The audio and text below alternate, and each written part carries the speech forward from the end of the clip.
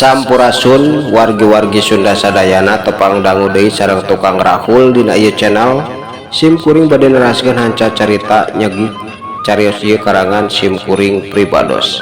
Mangganya wargi-wargi Sunda sadayana anu teu acan subscribe di subscribe heula nya channelna supados sim kuring dina neraskeun hanca cariosna leuwih sumanget deui sareng tiasa ngahibur kaum dangu ku carios-carios anu bade dipidangkeun dina ieu channel, khususna carios anu ayeuna nuju dipedar ku sim kuring. Mangganya ayeuna cuang kawitanan. Ujang ulah ka belebab-belebab kitu, sok jawab Ujang. Jawab kade niat teh kudu panceg hayang cilaka atau hayang salamet. Lamun hayang cilaka nya karep aki mah moal bisa nulungan ku kumaha, tapi lamun hayang salamet jeung bakal beunghar sok jawab. Pananya Gusti Prabu teh ceuk aki Ranggalawe waktu eta langsung nyarita kitu bari nepak tak Mang Komod ngadadak Mang Komod teh cangker deui kasieuna eueuh kabingungna eueuh langsung ngajawab ka cida jentrena anu matak bunga keur Raja Bantar Gede. Aduh mohon Gusti, hapunten Gusti, abdi teh tangtona hoyong balik deui ka lembur, hoyong tiasa senang hirup di lembur teh, atuh tuh hoyong adon cicing di dieu mah abdi hoyong ka lembur hayang beunghar. Soklah Gusti kumaha bae engke carana ku abdi bade diusahakeun. Mudah-mudahan bojo abdi teh tiasa ngartos jeung deui kersa ngabantosan sadaya anu bade dijalankeun ku diri abdi, tapi kedah kumaha ayeuna sareng deui kumaha carana abdi teh tiasa malih warni janten Bagong teh kumargi abdi mah teu gaduh ilmu kanggo malih warni. Gusti cek Mang Komod waktu eta langsung ngajawab gitu. Saujratna eueuh anu matak bingung deui sanggeus ditepak tak-takna ku Aki Kuncen.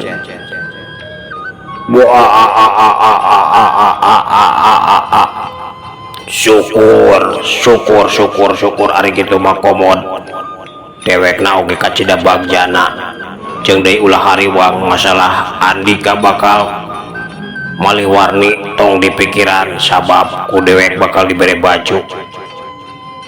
Engkena baju eta teh ku Andika kudu disimpen di hiji rohangan anu ulah sambarangan bisa asup iwati Andika sorangan jeung kaula atawa Aki Kuncen. Lamun dina hiji waktu kaula atawa Aki Kuncen anu ditugaskeun ku kaula nepungan anjeun tah kitu Komod. Ayeuna mah samemeh ku dewek dibere baju seg heula bolang dahar tuh kaditu Aki ajak si Komod ka tempat kadaharan angka seueuh balang dahar di eta tempat. Naon bae anu dipikahayang ku Andika dahar Komod sabab leuwih loba kadaharan anu asup kana beuteung Andika. Eta tandana kabeungharan Andika di lembur bakal moal aya anu mampu mapakan kusaha bae jalma-jalma anu beunghar. Tapi lamun Andika ngan saukur bisa ngasupkeun kadaharan ngan saeutik, eta tandana Andika moal berat beunghar ngan saukur beunghar biasa. Jadi usahakeun beuteung Andika kudu mendeyang pinuh saloba-lobana diasupan kadaharan anu engke ku Andika bakal katempo aya naon bae di eta tempat. Engkena Andika tinggal nanya ka Ki Kuncen, naon bae anu ditanyakeun ku Andika bakal dijawab ku Ki Kuncen. Ayeuna macig geura edit bawa ka tempat kadaharan eta. Aki cek Raja Bantar Gede waktu eta ngajelaskeun sagala rupana tuluy neuteub ka Ki Kuncen supaya geura indit ninggalkeun manehna mawa mangkobod ka tempat anu geus biasa didatangan jalma-jalma anu hayang beunghar ngadadak ku cara nyagik muja ka eta siluman. Sumangga Gusti, sumangga ayeuna kusim abdi bade dicandak jang komod teh ka eta tempat. Yap Ujang, ayeuna ilu jeung Aki seg tadi teh Ujang teh hayang apal hayang cau jeung hayang sagala rupana. Tah di eta tempat engke bakal aya leuwih ti kitu leuwih ti anu ditempuk Ujang tadi. Ayeuna mah Gusti tampi sembah pangabaktos abdi sareng si Ujang. Mudah-mudahan si Ujang teh hasil mucekil beuteung seueuh pinuh sabab Aki oge ngaharepkeun si Ujang teh purat beunghar ulah aya nu mapakan kena di lembur. Cek Ki Kuncen nyarita kitu bari acong-acongan nyembah ka Raja Bantar Gede. Mangkomod oge waktu eta teu nyarita kumaha deui nurutan naon bae anu dilakukeun ku Ki Kuncen.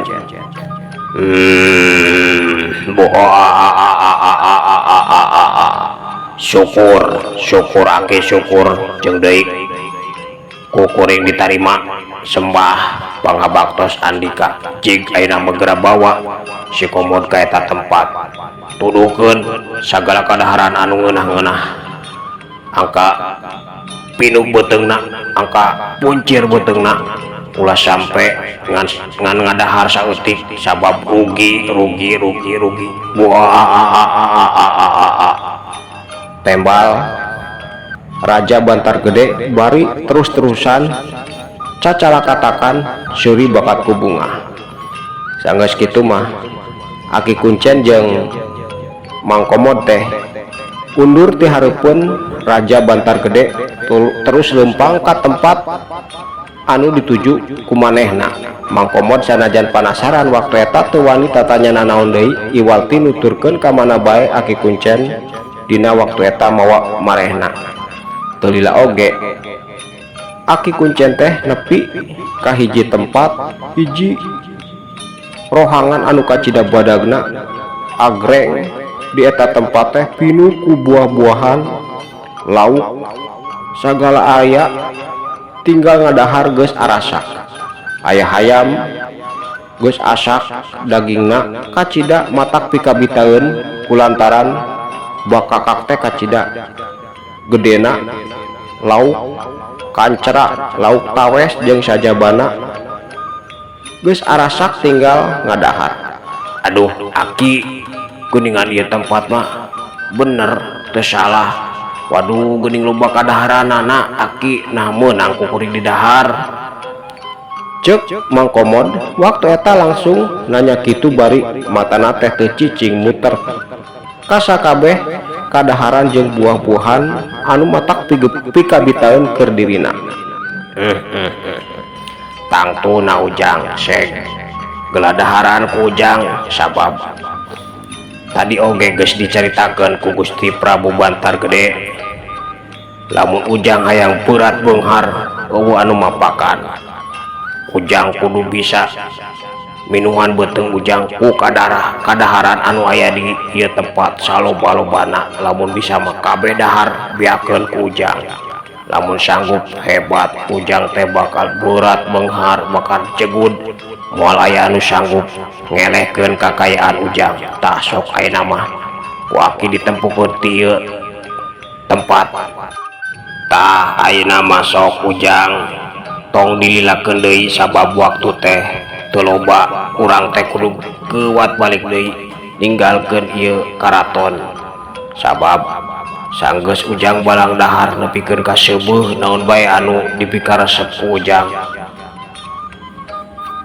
heg dahar urang teh kudu nyanghareup deui ka Gusti Prabu sabab ujang teh bakal dibere baju jeung sagala rupana anu engkena bakal mawa ujang kana kaayaan cegud berat beunghar tapi ayeuna sok buktikeun heula ujang teh sanggup ngadahar sabaraha loba kadaharan anu aya di ieu tempat sok ku aki ditempokeun ti dieu sabab aki mah moal tara balang dahar anu kararitu aki mah ujang bae ayeuna mah sok jing kaditu jing jang komod ulah kalah ka cicing bae ceuk Aki Kuncen waktu eta langsung nyaritakeun sagala rupana jeung nitah deui Mang Komod geura saterehna kudu ngadahar sakabeh kadaharan anu sanggup ku Mang Komod didahar atuh Mang Komod teh waktu harita teu mikiran ku kumaha deui kulantaran kacida bungah jeung kabitana ku sakabeh kadaharan anu aya di eta tempat teu nyarita nanaon deui ka Aki Kuncen ngan saukur ngaleret sakedeung manehna teh terus lempang cacamuilan dina waktu eta teh nyokotan sagala kadaharan anu tangtuna salila ieu can pernah ku manehna kadahar di lembur mah aduh meunah kieu aduh ieu kadaharan buset teuh meunah kieu kawas nama aing ge lamun geus cegud mah bakal kieu engke teh di imah teh meunah aduh ieu lauk meni pungkil kacida dagingna oge ani seungit deui seungit aduh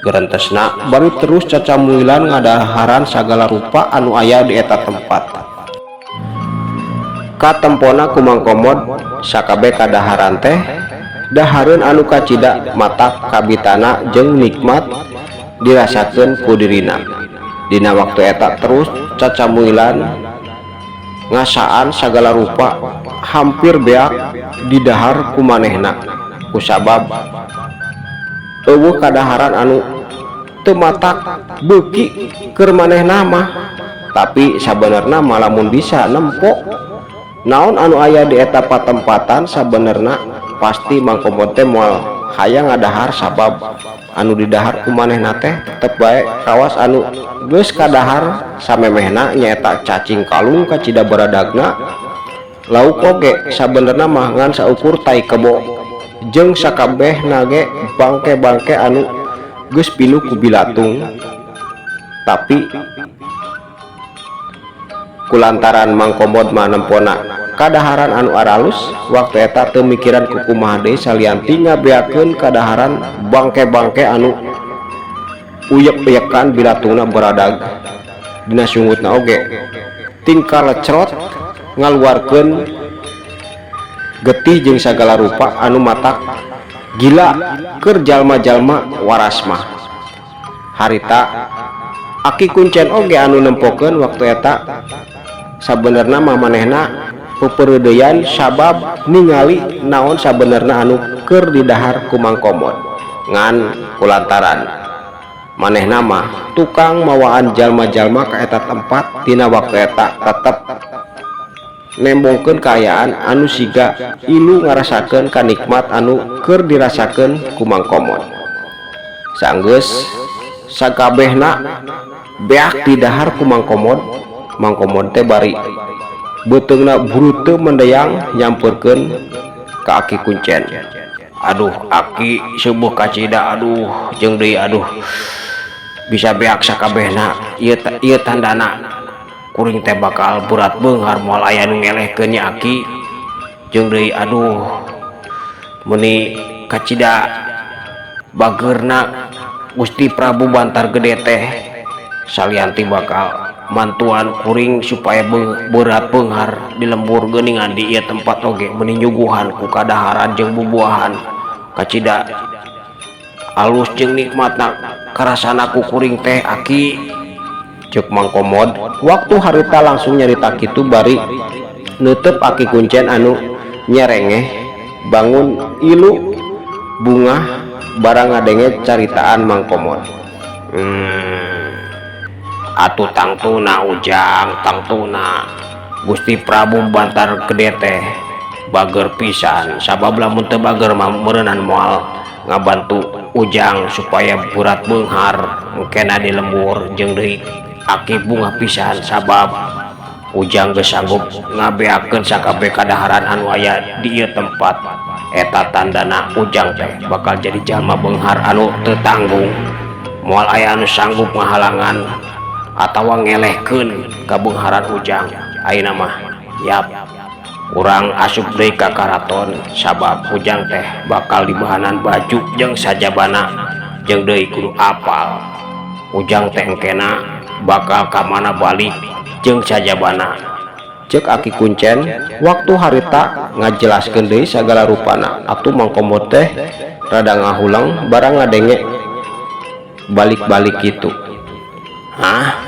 Balik kumaha Aki? Kan kuring marek balik ka lembur engke teh piraku balik ka tempat lain kan anak pamajikan kuring oge aya di lembur kuring. Cek Mang Komod waktu eta langsung nanya gitu. Maksud Aki teh balik dina akhir jaraning pageto lamun Ujang geus seubeuh berat beunghar hirup senang di lembur Ujang teh bakal balik. Tah meureunnan Ujang teh bakal balik ka dieu atawa ka negeri ieu sabab Ujang kudu jadi rahayat anu aya di ieu tempat. Ujang teh bakal campuh bakal pabaur jeung rahayat-rahayat anu aya di ieu negeri.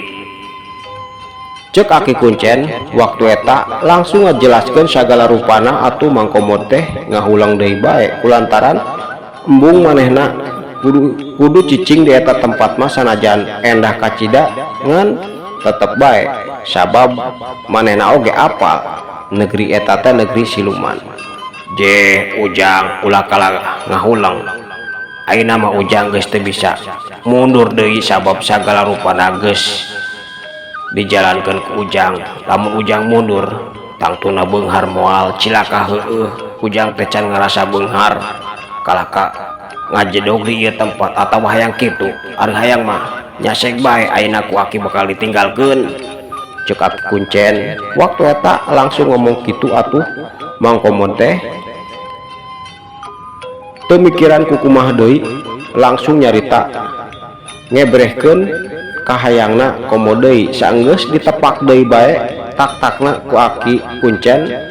Waktu eta pamikiranna anu samemehna rada mendag mayong teh waktu eta kuat deui niatna teh nya atuh Aki piraku kuring kudu canaon-canaon cicing di ieu tempat atuh moal ngeunah nya geus lah atuh ayeuna mah kumaha engke bae nu penting mah kuring bisa ngerasa beunghar heula hirup di lembur.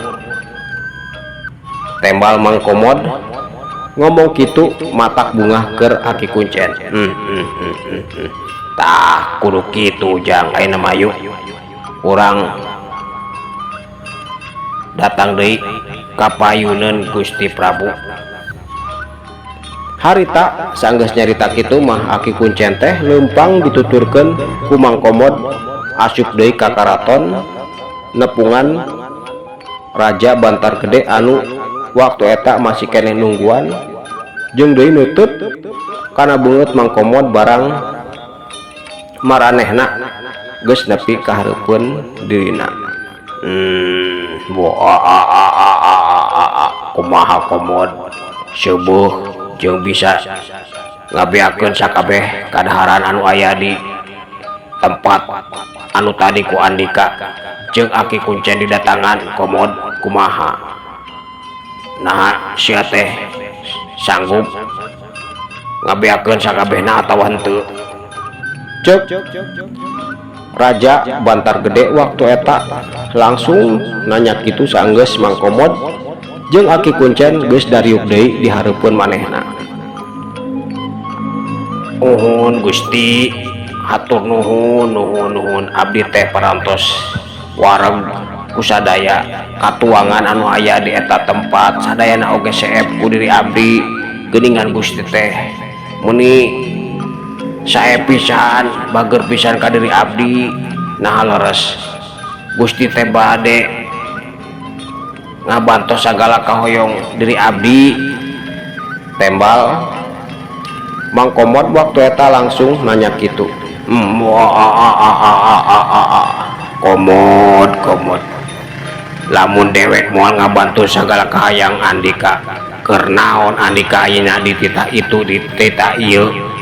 Dasar goblok sia mah ayeuna mah geus Andika geus sagalana dilakukeun ieu tempat eta tandana Andika hasil geus bisa dipastikeun di lembur Andika bakal jadi jalma anu pangberat beungharna moal aya anu sanggup ngelehkeun. Tapi ingat sia dina akhir jaganing pageto lamun Andika geus seueuh berat beunghar dina waktuna Andika bakal balik deui ka ieu tempat.